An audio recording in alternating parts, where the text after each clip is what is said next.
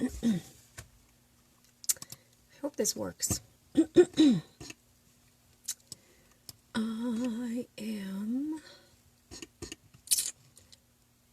just finished eating. So today I thought I would pop on for a little bit, impromptu, to answer any questions about classes, coaching,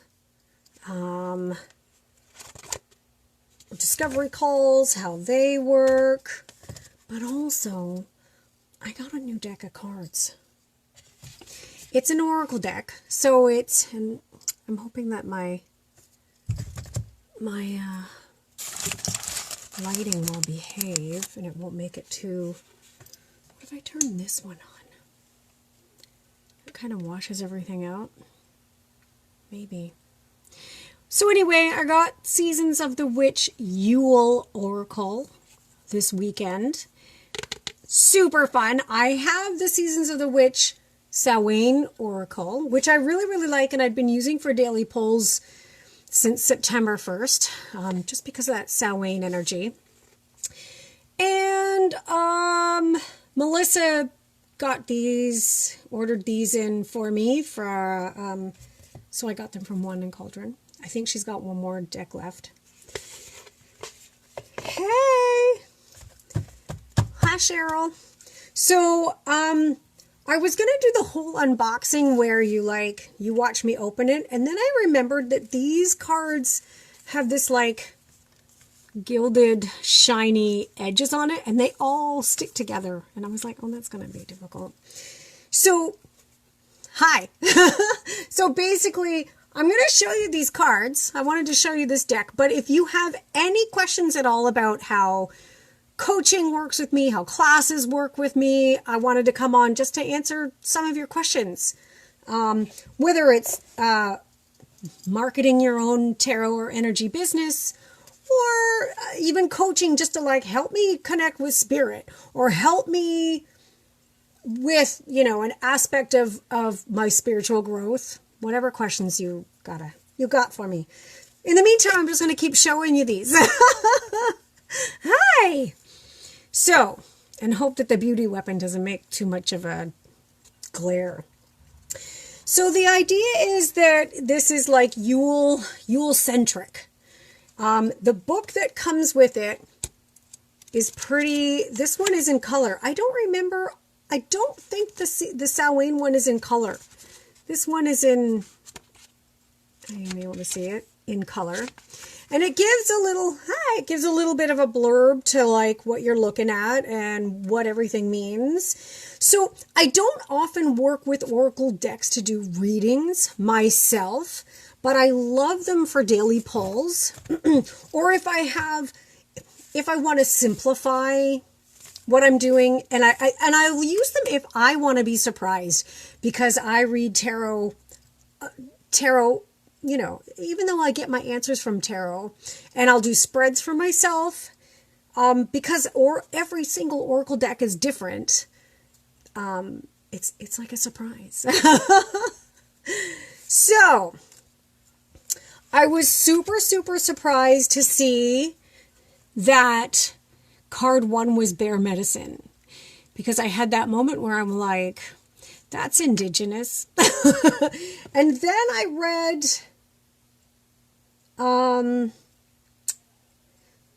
so this, that immediately made me stop and open up the book. Please feel free to interrupt me if you want to look at, or if you want to talk about coaching and classes.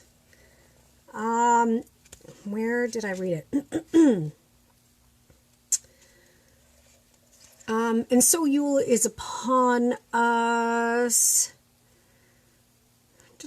I should have maybe earmarked this. Talks about winter and what winter means, what it took for them to release the deck. Oh, so they've got this little section, a call for diversity in magic. We want to send you our deepest and most sincere apology for not showing up for people of color in our previous deck of this series. we are POC authors, and we have long recognized the call for diversity in magic. Magic comes in all shapes, colors, sizes, and what seems like an unlimited number of ways to practice. But we won't lie to you, it's taken us years in our personal practice to understand the need for better representation. And so there's lots more representation of different people of color in this deck.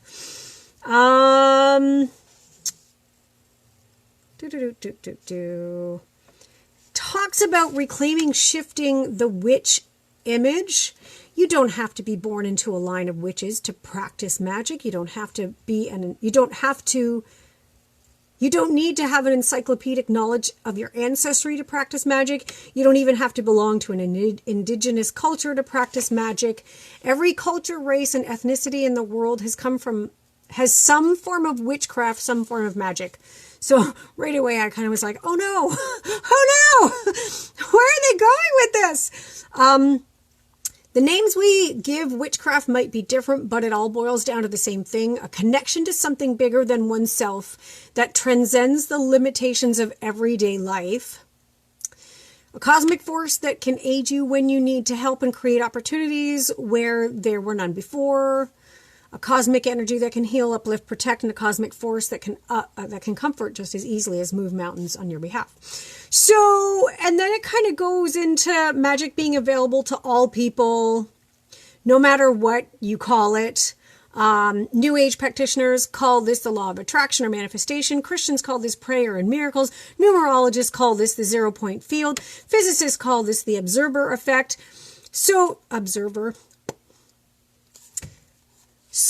there's a little bit of me that was kind of like, they're talking about the way to view magic needs to change. There's some stuff about religion in here because it's really interesting because there's like a Mother Mary card and there's a card that I think it's Father Christmas card. And then you've got like the bear medicine and there's a few different animals in it. There's some witchy stuff. It's a really, it's a way different vibe than the Samhain Oracle. So, and there are some things that I feel like I'm going to have to get okay with because we've been taught, we don't want to appropriate. Is that the right word? When you like take something from another culture and use it in a way that you're not supposed to. So immediately when I saw bear magic, I was like, oh no, I kind of don't know how to deal with that. First card is bear magic. Card 2 is candle magic. And they have these little blurbs on the bottom. And the thing that I've noticed with these is the little blurbs, I never really connect to them. In the Samhain Oracle, I don't, appropriation. Thank you, Debbie.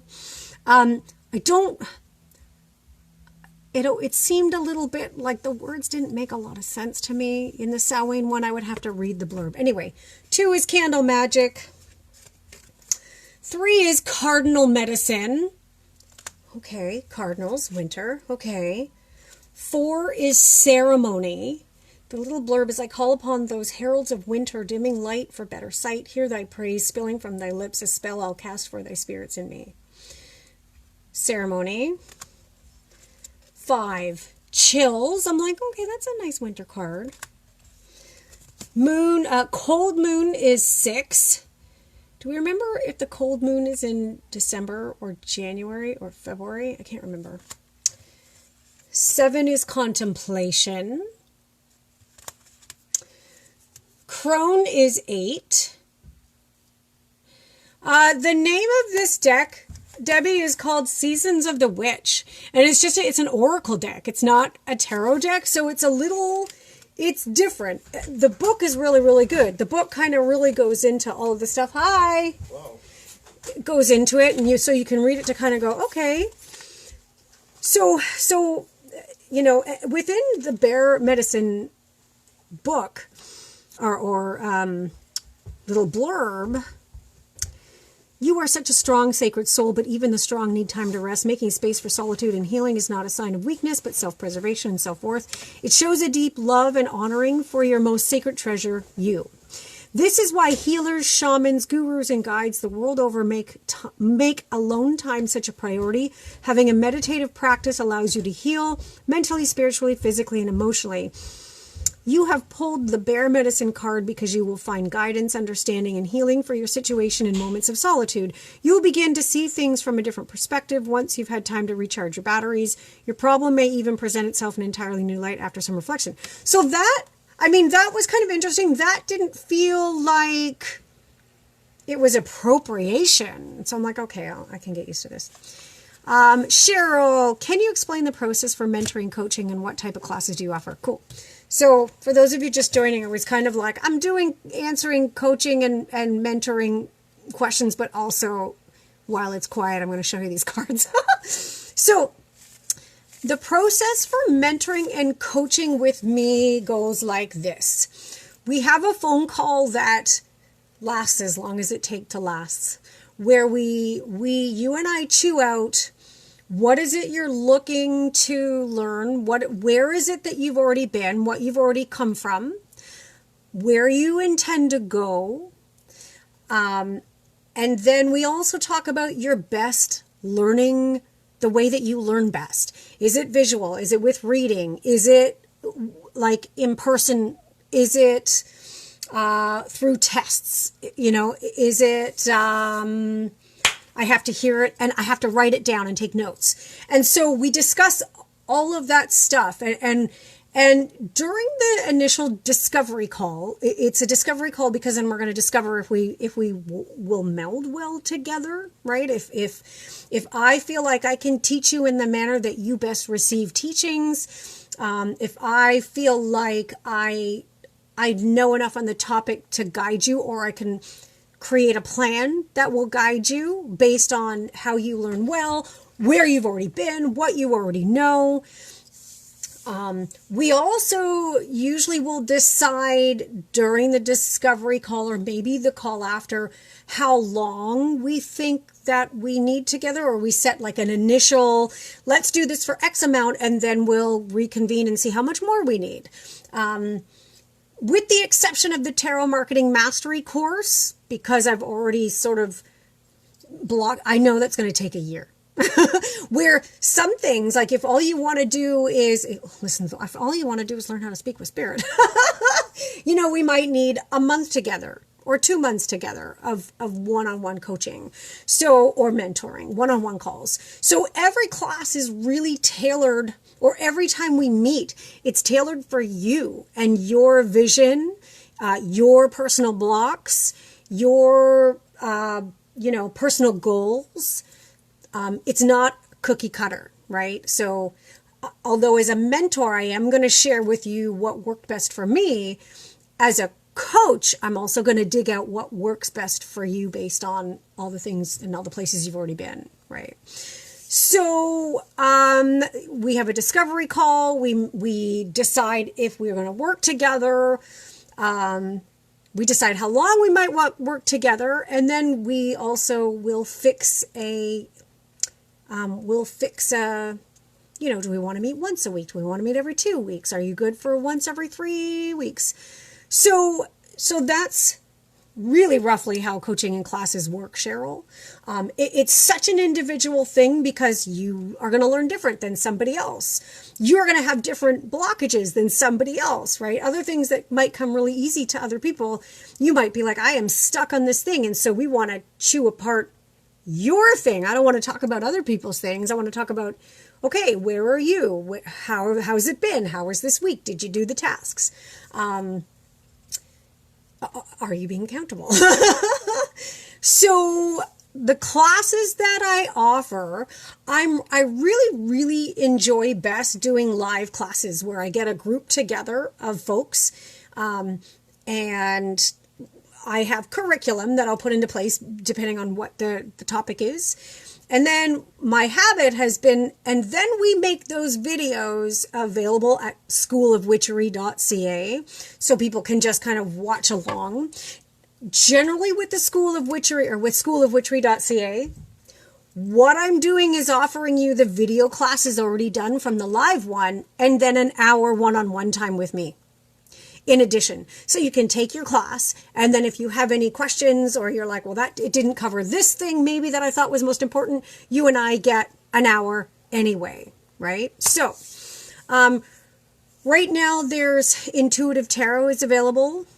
Tarot Marketing Mastery is open and available. I'm planning the abundance abundance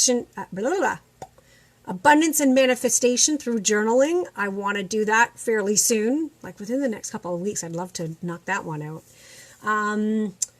Spirit Guide, how to connect with Spirit Guide or Spirit, and how to boost your own mediumship abilities. That I do classes with. Those are usually one-on-one because, again, we all learn differently. So that turns kind of more into a coaching. Do we need to do this for 3 weeks? We need to meet for 3 weeks or 4 weeks instead of kind of a one-off. There's a dream, how to interpret your own dream class that I am revamping at schoolofwitchery.ca. I realized after doing that live class that there's more that I want to add. And that often will happen. Like if you join me during a live class, I'm giving you access to the recorded class so you can review it and anything that I add to it as the months go on, because I go, oh, I should have maybe put that in, or here's an extra thing that I've learned. You'll have access to all of that. The other classes that I'm doing, there's all kinds of classes. There's like simple spell work classes I can offer, simple meditation classes I can offer. What else? Oh, there's just about anything you've ever heard me talk about on this channel. I can teach you how to do it. Anything that you've seen me do. So I have all the clairs. I see stuff, smell stuff. That's fun. Taste stuff, even funner. Feel stuff and know stuff, right? Like see stuff in my head, hear stuff, all that stuff. All the stuff.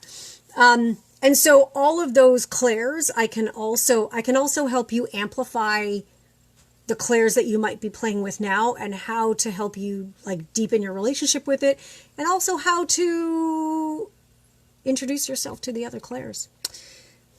So that answers your question. Number 9 is Darkest Hour. I mean, look at that. I really, really like, this was the first card as I was flipping through it. I'm like, ooh, I like that one. Darkest Hour is 9. Dove Medicine is 10. My light is a little bit bright. Oh, there you go. That's better. So I really connect, and I don't know why. It's not like it's the prettiest art ever, right? I've seen some decks that are like freaking magnificent. But there's something about the energy within this work that I'm like, oh man. Falling in Love, number 11. I think that it's so interesting that this is a winter card. It does remind me of the Lover's card, but it also speaks to the idea of that thing happening over winter because summer is so damn busy. You know, planting the crops.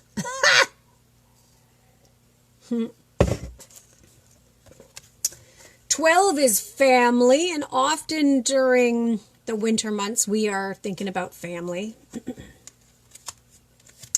All right, Cheryl, let's do it. Father Christmas, there he is. So he is number 13. How did I get here? Lost, perhaps? No worries at all. Gather yourself and clear the frost, for the good still lives in your heart. So I think what was really interesting for me with this deck is the first time I went through it, I was challenged. I was challenged with some of my ideas of what does it mean to be a witch? How do I define my witchery? Do we move that commercialism thing that's happened to Father Christmas, and then to look at it in a completely different light as like Father Christmas as the mythical creature. 14, feasting, super fun, super obvious. 15, forest, and I'm like, what? That got witchy. It is without question a place of mystery. Whispers of power you've forgotten. Let thy strength crawl from beneath the ground and remind you, dear child, that you are magic. I'm like, oh, yes, please. That's fun. I feel, I'm just doing a kind of a Q&A about classes, about coaching, about mentorship, and at the same time I'm showing my new deck in between questions. So if you have any questions, drop them in the comments. 16 is Frost. And that was fun. This reminds me of a card in the Druidcraft Tarot. 17 is Gatherings. And here you can see, you know, where there's a boy witch. And we have different skin tones represented, different ages. So, Gatherings for Seasons of the Witch Yule Oracle, Y-U-L-E. Gratitude. I love that gratitude is like this ghostly figure. Gratitude, important in winter. 19, Hearth. Phil, this is the Seasons of the Witch Yule Oracle. So if you remember, I got a Seasons of the Witch Samhain Oracle a little while, I think it was last year actually. They've put out the second one. I'm sure they're going to do like all of the seasons. I think that's what their goal is with these authors. Seasons of the Witch Oracle. Hearth is 19. Very nice and warm. 20 is Light.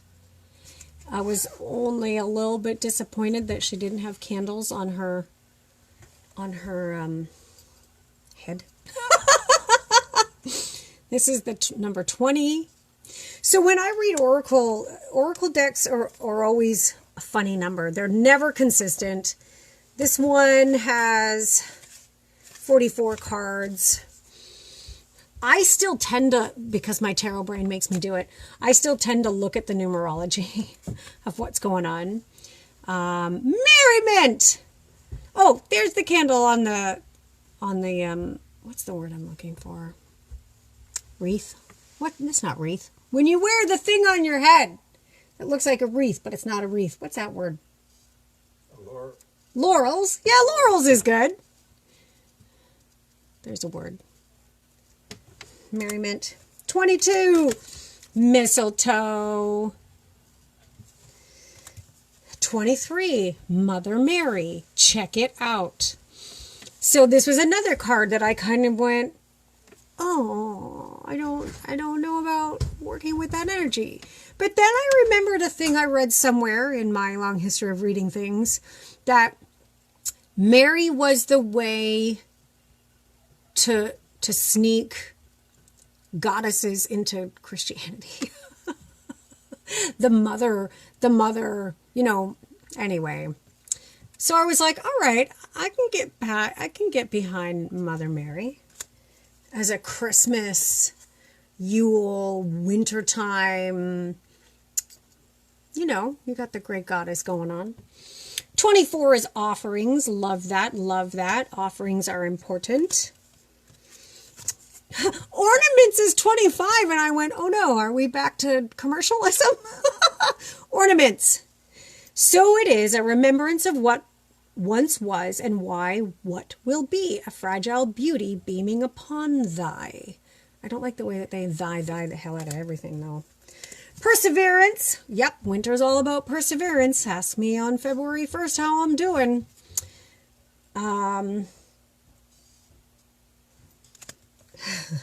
27, poinsettia. Whoop. I can hear Merlin playing on the stairs right now. That's number 27. And then we're back again to reindeer medicine. So Phil, at the beginning I was talking a little bit about how this deck sort of, I wasn't sure because it's got bear medicine and cardinal medicine and reindeer medicine, but then the way that they present it, I kind of go, I'm still a little bit at odds with it. I still am not sure if this is, you know, they're trying to say that they want to encompass lots of different spiritual ideas into the oracle so that they better represent a more varied, you know, representation of peoples. So, reindeer medicine. Remembering, 29. 30 is ringing the bells. 31 is self-care. Interesting. 32 is silent night. Snow is 33. My nose is itchy. 34 is solstice. Very interesting card. All hail the cunning truth in which it burns deep within root. Rise above the ashes and claim. The gods are awaiting your glory, your name. So again, I haven't found that I'm connecting a lot with the blurb that they have. I end up hitting the book. Squirrel medicine. Number 35. Star 36. Storm 37. 38, telling stories. Very nice. The soul, yeah, a nice card for the solstice, eh? 39 is tranquility. Look at that. I just dig that so much. Maybe it's because I want to live there. I'm like, look, there's me flying over my house. It's awesome. 40 is turning inward. I love it. Love, love, love. Because winter's dark, man. 41 is the unknown. And this card turns into a weird, like there's a weird scrying thing that happened for me when I looked at this the first time. I was like, whoa. Like images started coming out of this, like, this unknown at me. I was like, holy crap. Whew. Wise men. So I feel like in the Samhain Oracle, men were severely also underrepresented. It's 42. Wreath is 43. Nice. I like it. There in the circle of life tends to breathe death. One is not without the other, eternally bound by the essence of spirit. Winter gets that way. And the last one is Yule log. Of course, it had to show up somewhere. Lots of details in that. Lots of little details in that. So I got it because I kind of had that thing where normally I don't collect things for the sake of collecting them. And I don't, I'm not going to buy all the albums because I like the one album by the one artist. You know what I mean? Like, I bought Motley Crue Theater of Pain and I was like, I'm good. That's all I need. I don't need all the other ones. When I was a kid. So, but I got this. I felt like it would be good to have for winter daily pulls. So I'm still doing daily pulls from the Lightseers Tarot and the other deck that I've got upstairs. The mystical, oh my gosh, I'm gapping right out. I pull from it every day. But I'd been in the habit of pulling from the Samhain Oracle. And I was like, I think I'd like these for daily pulls for winter specific stuff. So that's the Season of the Witch Oracle. It comes with a bunch of spreads that you can use. 3 cards, Interview Your Deck, Celtic Cross, Evergreen Wreath, Winter Care, Star Spread, New Year Ahead. So there was a couple of things that I kind of went, ooh, I learned something from that book that I'll use in my practice. And it's in color. And it's a pretty good book considering it just comes in a little wee one. So if you have any questions about coaching, classes with me, mentorships with me, if you have questions about, Lori, I want to learn this one thing, do you do that? Hit me up in my inbox.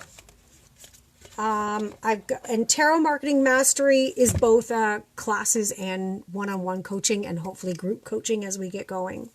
Ask me questions in my inbox about those things. I wanted to just come live to give everybody a little bit of a chance to do that and to show you my new deck that I'll be very soon tucking away the Samhain cards and putting those in its place upstairs on the altar in my room.